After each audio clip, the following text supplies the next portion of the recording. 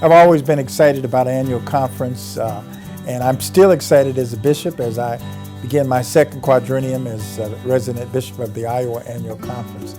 I look forward to meeting with the clergy and the laity of the Iowa Annual Conference. But I also look forward to worship and our time for Christian conferencing. It's the one time in which we are the true expression of the church, when every local congregation and place where we are in ministry, we gather together in one place to worship God and to ask the question, how is it with our souls? So I'm excited about the 2013 annual conference for a lot of reasons, but primarily that we might gather together as one church here in the Iowa Annual Conference to celebrate saving lives.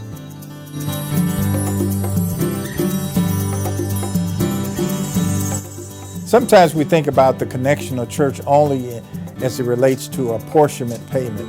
I like to think that the annual conference is a way in which we express our shared ministry together.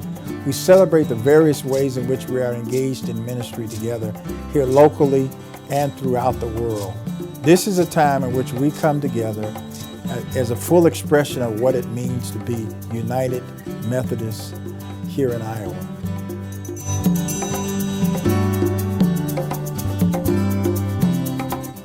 I'm always hopeful. I know there might be some angst and some questions around our proposed budget. I believe the budget will be adopted, the strategic priorities will be adopted, and I think that questions are a healthy way in which an annual conference can continue to ask the question, what does it mean for me in the local church, in the local community, to participate in shared ministry as an annual conference?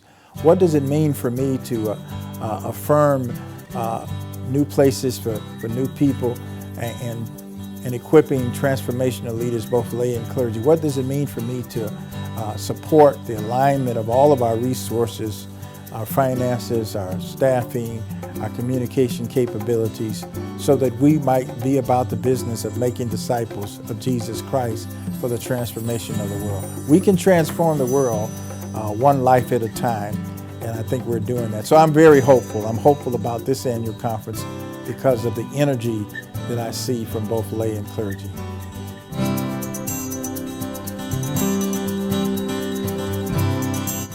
I believe as long as the crozier, which I bring into the annual conference, is pointed outward to the world, as long as your bishop and all of us as lay and clergy remember that we are called into the world to be in ministry with all of God's people, or in the words of Pastor Mike Slaughter, who wrote in his book that the gospel, if it's not good news to the poor, it's not good news at all. If we are reminded that God calls us to be in ministry with all of God's children, including the marginalized, and we follow the example of Jesus Christ, then we will be intentional about our ministry with the poor.